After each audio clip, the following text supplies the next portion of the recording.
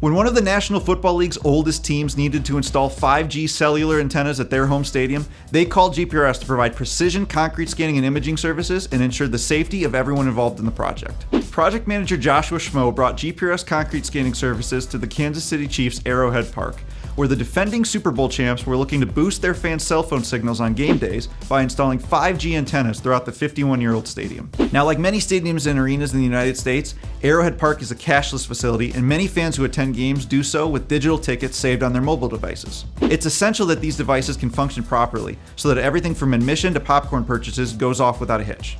At Arrowhead, Schmo was asked to identify and locate post-tension cable and wire mesh embedded within the concrete stairs. When an antenna was relocated to account for the mesh and post-tension cable that Schmo located, at least one other antenna location had to also be changed so that the devices could remain within range of each other.